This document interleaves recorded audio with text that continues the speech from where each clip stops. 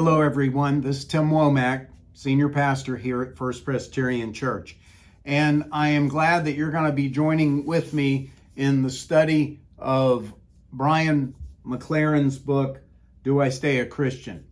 Again, the idea of this class is that we will examine how to be a modern apologete in the world in which we live.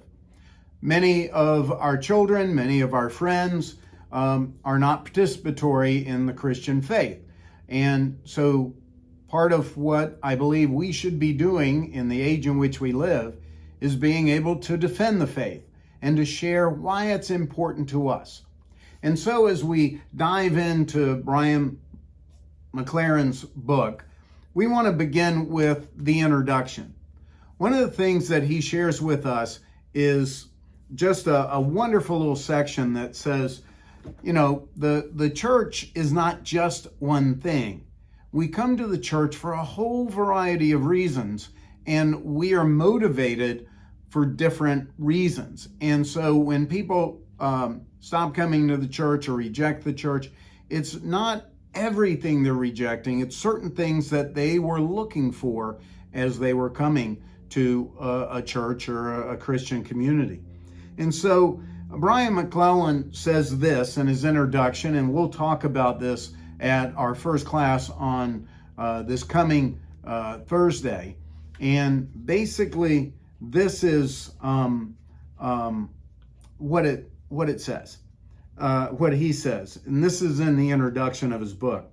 He says, over time, I have come to understand that when people talk about leaving Christianity, part of their struggle is that Christianity doesn't represent one simple thing.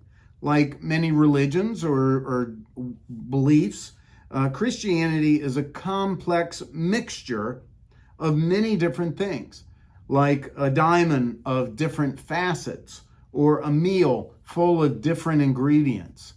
And I think that's a wise way to look at it. So as we begin the study, I want you to think about the way he divides our understanding of Christianity into these 12 different aspects and see which one resonates most for you. It may be several, but what resonates most for you as you are part of the faith community? He begins with this: Christianity can be understood to be historically or culturally as a legacy in which you were born or enter by choice. To be a Christian is to inhabit a culture and a historical tradition.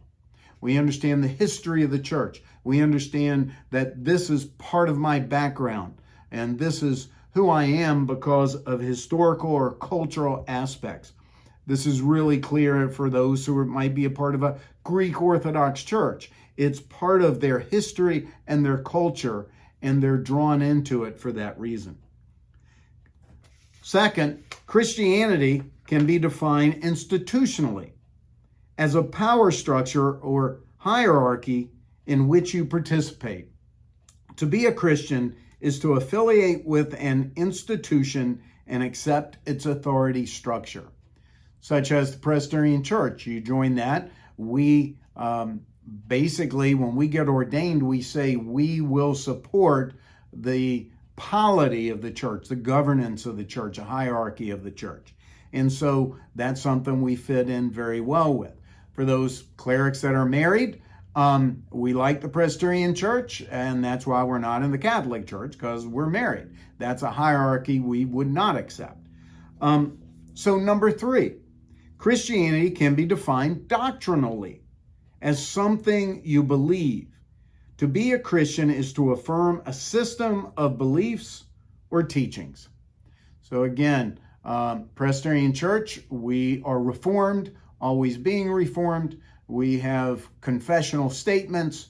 We follow the Book of Order. There are certain doctrines that are part of who we are. And that's true of most every other part of Christianity. Number 4, Christianity can be defined liturgically or pragmatically as a set of rituals you practice. To be a Christian is to engage in some version of Christianity through its rituals and practices. For example, the sacramental nature of the Catholic Church. The big focus is that you take part in the sacramental life of the church. And so that's a little different than what a lot of Protestants are engaged in.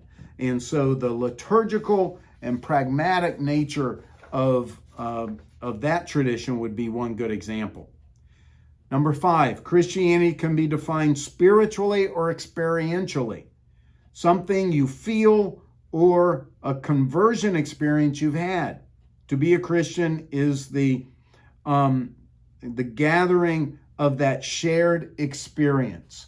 And so there's this spiritual life, and many of us understand we come and we're part of a church because that inherent spiritual life that's a part of that community.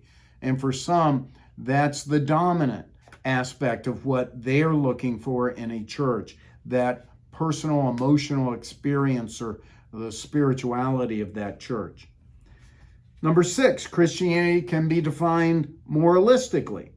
It is a set of moral values or precepts. To be a Christian is to live your life by moral or ethical teaching. Those are the do's and the don'ts of different cultures. You do this, you live this out, or you're not part of our culture. And so that's the moralistic aspect of it. Number 7, Brian McLaren says this: Christianity can be defined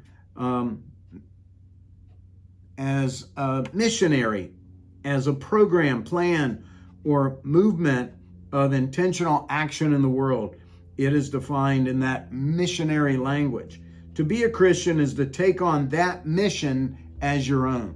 So outreach, how we care for others. Does your church do mission? And you find your own life empowered by doing those mission activities as you reach out to the world. That's very much an important part of people's experience of many churches. Christianity, number 8, Christianity can be defined demographically as a sociological or anthropomorphic identity. To be a Christian is to identify yourself as a member of a recognized group, that you are part of First Presbyterian Church. There's a sense of identity as to who you are and who you're not. And so that's a part of people's experience.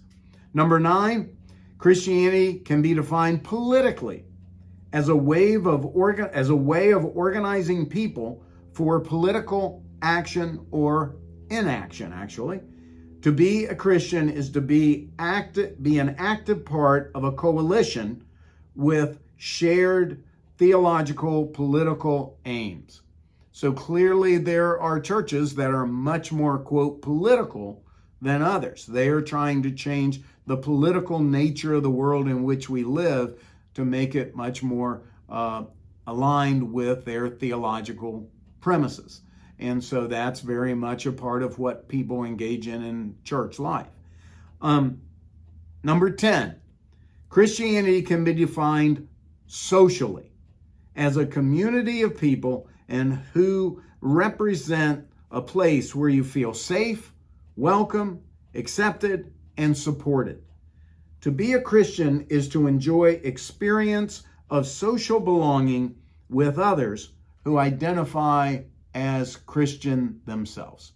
So that social aspect of gathering together the body of Christ, that is an important experience for people in their religious life. And finally, number 11, Christianity can be defined linguistically as a shared set of words or ways of communicating. Now, again, we talk in certain ways, and those words matter. The language we use matters, and how we speak to others matters. So words are critical in how we use those words. For example, the use of inclusive language. For some people, that's critical. And so that's part of our experience.